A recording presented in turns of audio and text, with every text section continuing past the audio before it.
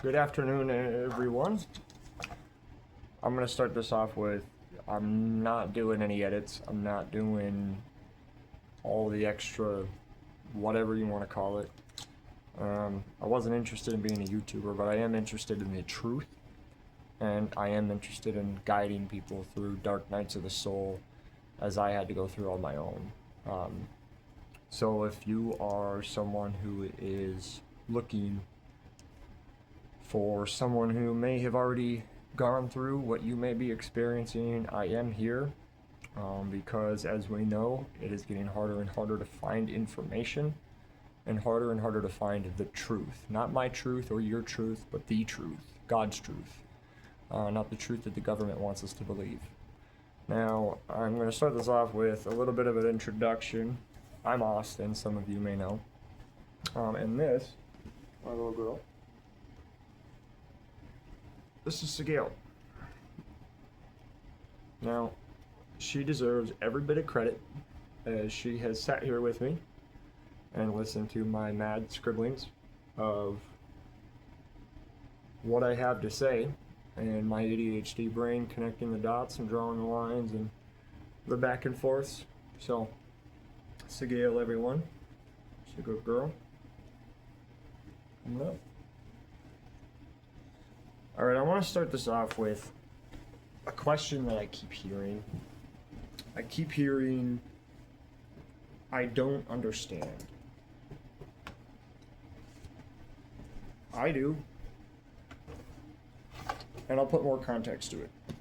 I don't understand how nobody's been prosecuted. I don't understand how nobody's in jail. I don't understand how no action has been taken. I do. We're not angry enough. We haven't forced them to take action. And until we do, nothing will happen. So I have a few notes here, more than a few notes. And I'd like you to listen with me as I go on my tangent of what I wrote down through debates and conversations and dreams that have come to me through prayer and asking guidance from God, my spiritual guides, and my ancestors, and my angels who are put here to help me. The first point I want to go over is that they're using our souls to generate negative karma on ourselves and wealth for themselves. You have to understand that. And now that we know publicly that that's what's happening, we need to stop. We must act lest our souls be dragged down into the very evil we detest. What was it, 2 weeks ago? 10 days, 11 days, 14 days. 2 weeks ago, they released Kurt Cobain may not have been a suicide. Could have been a homicide. That's a awfully coincidental revelation at this point in time. We got ICE that we're all arguing over. It's awfully coincidental that they're trying to get rid of a large percentage of the population, trying to get them out of here, kill them, extradite them, put them in prison in order to what? The rest of the population here would be easier to what? Control, imprison, cattle, martial lockdown. So you see, it's all kind of making sense. But I want you to remember what Jesus promised those persecuted for righteousness. Jesus promised that those who are persecuted for righteousness will inherit the kingdom of God. Not those who follow the law and memorize a book, not those who follow leaders of a corrupt society, and definitely not those leaders of the corrupt society. One thing I have to touch on here as I'm looking at my notes is the fact that your Bible has been tainted. Your Bible has been corrupted. Has been corrupted by the hands of greedy, powerful men that don't want you to know the truth. There have been 13 to 22 books removed from our Bible, not including verses, removed from our Bible in order to keep us from the truth. Now, they say it's excluded because it doesn't go with the canon. Okay? If Enoch doesn't go with the canon, how come Enoch is mentioned in the Bible? Just a question for you. Enoch is mentioned in the Bible regardless of the book of Enoch being taken out of the Bible. Because the book of Enoch being taken out of the Bible went with their narrative. The book of Enoch being considered a part of the Testament would have went against their narrative. Now, they've taken and changed the Bible multiple occasions. And people are going to say that's BS or conspiracy. Or most people were labeled a conspiracy theorists who believe in Epstein's Island until now. So, I beg the question this. I have two Bibles. Two Bibles, both of which are missing a verse that I know exists. This is a very famous verse. Very, very famous verse. I shouldn't say very famous verse, but it's become very popular while people have become more and more awake. Matthew 17:21. It states that through fasting and prayer is the cure to disease. Now, may not be word for word. I'm pulling from memory, a memory bank here, where I've gone through and studied the different versions. Not at length, because as I said, they've all been manipulated and twisted in some form of way to fit a narrative. However, I was a born-again Christian, which is how I know this stuff. Before I started uncovering the truth, not my truth, not your truth, not this truth, of the system, the corrupt system around us, just looking for the truth, by the way. Now, the truth would be Jesus' original followers, known as the people of the way, or shortened later to the way. Jesus was the way. He was the perfect embodiment of enlightenment, and I cannot say whether or not he was the for sure Son of God, but he perfected enlightenment. He perfected his life. Now, that's what I believe. Whether or not he's the true Son of God is something that I cannot say for certain because, as I said, I don't fully trust the Bible that's been tainted that we read on a daily. Jesus himself was against, I shouldn't say against because he's not directly against organized religion, but he's not for the idea of organized religion, listing it as his worry for hypocritical legalism being one of the main concerns, and not following one's heart and doing what's right and virtuous. Now, that being said, about the Bible, that should be enough for you to, at the very least, understand that the Bible is just a book with multiple books removed in order to create another narrative underneath of a lie. Knowing that, you should understand that I don't care personally about what you believe or anyone's beliefs. What I will say is you better get right with God.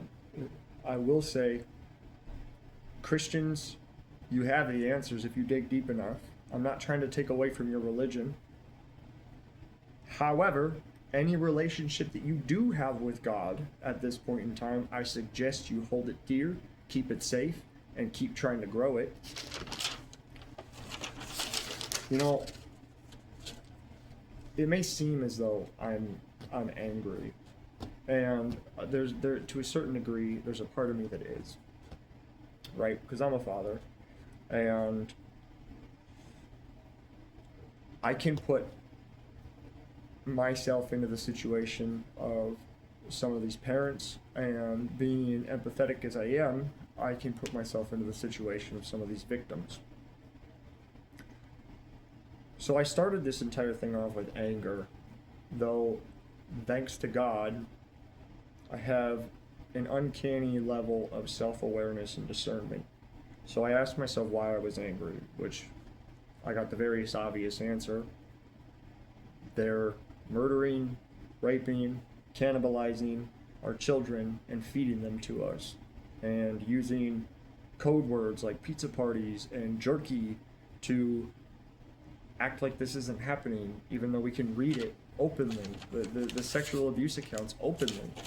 They have images of the supposed aggressors, the suspects, in the act. They have witness accounts, redacted now, but they were unredacted.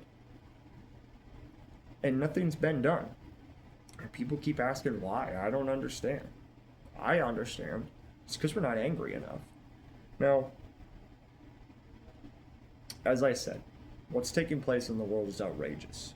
And there's plenty of reason to be angry.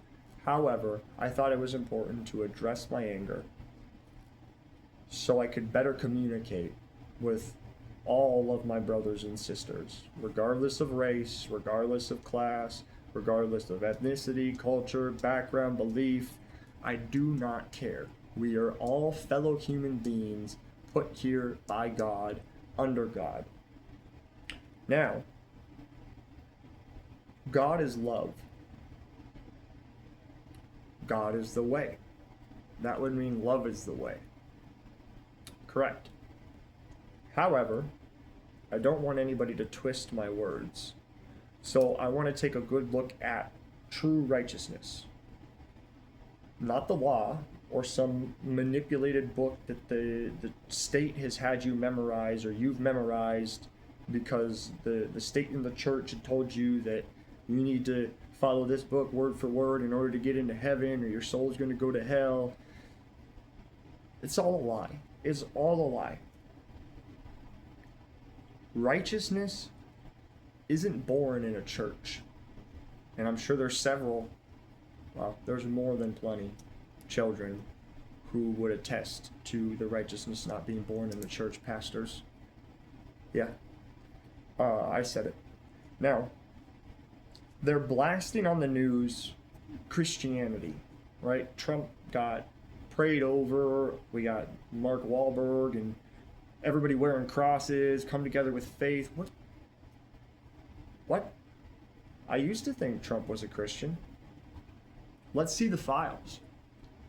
Let's see the full unredacted files the DOJ keeps saying they're going to put out. But now, we can't even trust those files. Could just be AI. They've just given themselves enough time to unredact them in a way that unimplicates them from everything. But no one's making us think about that. No one's protesting the fact that they are protecting child predators. But we're protesting the fact that they're getting rid of the immigrants.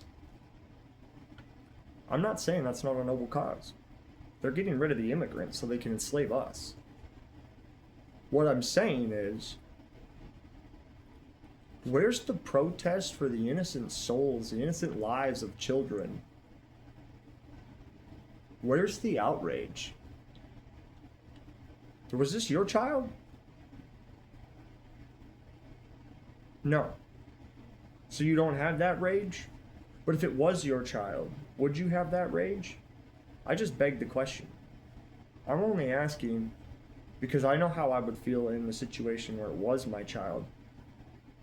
All those missing persons boards, all those missing kids, the false hope that they gave to those parents. Think about how fucked up that is as they're laughing in their mansions with the kids sitting on the couch and the moms and dads crying on the TV wishing for their children back. That's not evil. That's not directly against God's will. It's not directly against God. That's not born of some sort of sin. You won't convince me otherwise. As I said, God is love and God is the way. Not the law or some book that's been manipulated that you've memorized. True righteousness isn't born in a church. True righteousness comes from a relationship with God and understanding, then acting virtuously for the better of the whole. And I do mean the better of the whole. That is the most important part because you dig deep enough and you find we are all connected. Now, all of these philosophers, spiritualism, mysticism, it all points in the same direction. We are all a splinter of God Himself. We all are connected. We all have a piece of God in us. which means if we all have a piece of God in us, we all are very much connected through his consciousness. And this is where we hear about Christ consciousness, higher consciousness, and achieving these Christ states or getting revelations such as Nikola Tesla. They tried to bury the shit out of that. However, more stuff is coming out. I'll give you this. Marcus Aurelius is one of my favorite philosophers. He puts it this way: all things are implicated with one another, and the bond is holy. Now, whether you want to believe the connection or not, I've already established the connection in my mind, and there is no belief on my end. There is knowing. So there is no changing my beliefs. I understand exactly what I'm saying, and I don't believe in God. I know of God. I know he exists. So there's no changing that stance. Since we're all connected, I pose this to you. If you aren't standing up for God's children, our children, you're negatively impacting your soul. Heavily. Some of us can feel that impact so much it's making us move.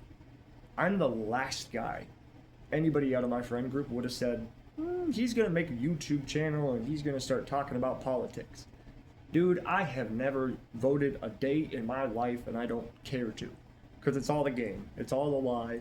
It's all the theater, the Roman circus. It's true. It's right there, right in front of us. And everybody here that's listening right now, well, I shouldn't say everybody here that's listening. That's very rude. But a lot of you here listening right now, instead of standing up, being angry, and defending the defenseless, you're complacent because you're more comfortable playing your fucking Fortnite and watching your watching your videos and your television shows, watching the news and gossiping to the neighbor about how terrible the world is. Because that brings you more comfort at night than standing up and maybe being targeted by somebody because you said the wrong thing and you stood up for the right people. And yes, I mean the right people, because these children are innocent. I'll get into the passages now. So, one thing I want to point out right before we get into the passages is that we're taught to listen, don't ask questions, respect authority, and the way to heaven is through the church, which is definitely influenced by the state. They say there's supposed to be a separation of church and state. There's not. There's a reason pastors are flying around in fucking private jets. Look it up. Now, we're taught not to ask questions, listen, be a good little boy, respect authority, the church is the way to heaven, and they do all this to keep you suppressed and keep you quietly praying. Quietly praying and meditating. Prayer and meditation, that's the way. Bullshit. Bullshit. I'm going to point out some quotes from you. Or from the Bible, for you, from the Bible. I got the first one, Psalm 82, 3 through 4. And it says, defend the poor and fatherless. Do justice to the afflicted and needy. Deliver the poor and needy free from the hand of the wicked. Isaiah 1:17 says, learn to do right and seek justice. James 1:27 says, religion that God our Father accepts as pure and faultless is this: to look after orphans and widows in their distress. Deuteronomy 27:19, cursed is anyone who denies justice to foreigners, orphans, or widows. We're going to go back to Psalms. This is 68:5. A father to the fatherless, a defender of widows, is God in his holy dwelling. This is a direct reference to the Christ consciousness pointed out while acting righteously with purity in heart, mind, and soul within the Holy Trinity.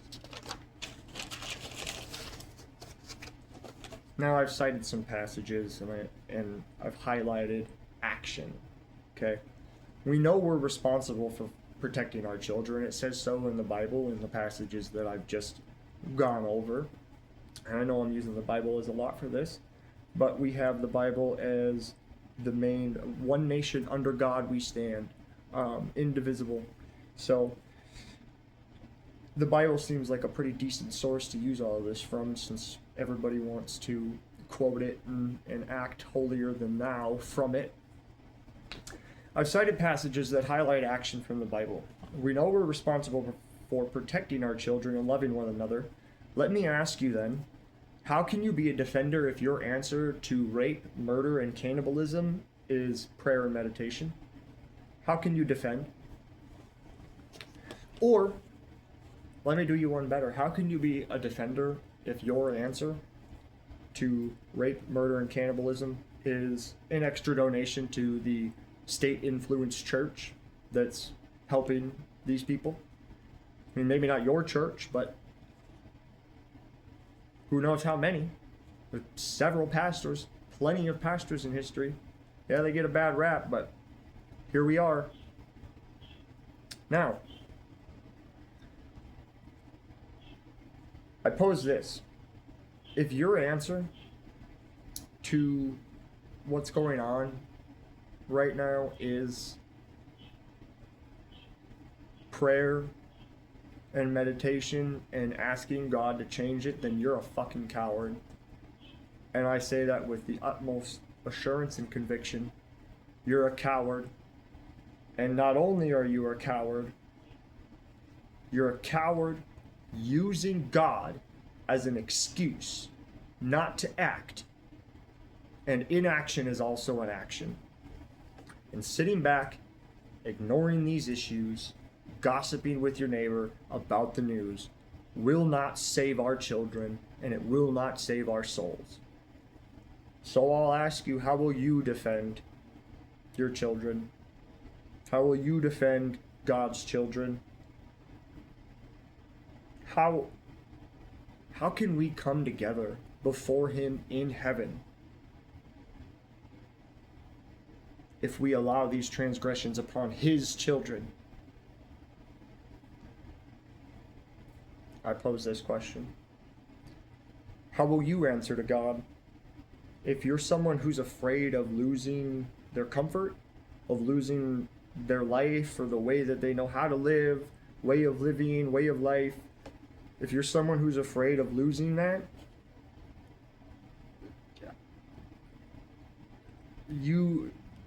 there is no excuse. How will you answer to God if you're someone who's afraid of losing their comfort so you don't act? If you're someone afraid of losing their life so you won't act? If you're someone who's afraid of losing their way of life so you won't act? Or maybe it just makes you uncomfortable, or you don't feel like it.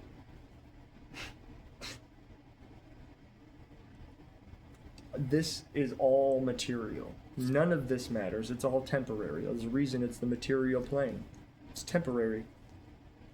But I'll tell you what, the lives of those children, those souls weren't material enough. Those souls weren't tangible enough for you to acknowledge, stand up, and take action. Then I will. And I stand with God, assured in my convictions, that regardless of the consequences, I won't let these poor souls go without an advocate. I'll leave you with a quote from Rumi, a piece of a poem, a rather popular poem. It's the very ending. The wound is the place where the light enters. Now this full quote is, the wound is the place where the light enters you. I want to take this out of context for a second and say, do not shy away. Do not let them cover up and bandage the wound. Don't let them close it. Stare at it.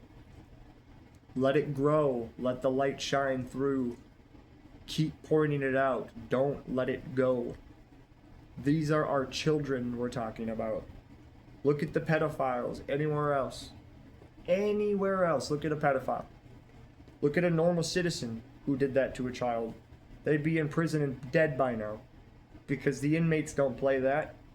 And we don't play that. We shouldn't play that, but we're allowing it because it's the elites. Why are we not more angry? Why the fuck are you still at work? Why are you still going to school? Why are you still paying your taxes? You're paying the government to steal our children and feed them back to us. You are continuing to. We as a collective need to come together, stand together as one, not divided, and get our shit together. How are more people not outraged? How are you not angry? And it may seem like I'm calling some of you out directly. Good, I am. I hope I spark that fire of passion within you. I hope you understand just how evil and sadistic these people are. Just how terrible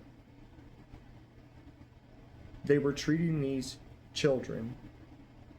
The sick and nasty ways. I mean, some of them you don't even want to talk about. Laughing about dressing up like Jesus because a little girl was telling Jeffrey Epstein, Jesus will save me. I know he will. Laughing in her face, you should dress up as Jesus. That's evil. Evil. Yet, there's no protest for that.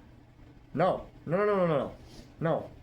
God forbid they deport the immigrants right now and distract you from the fact that they're hiding the truth of what's happened to our missing children and these victims that have come forward deemed insane.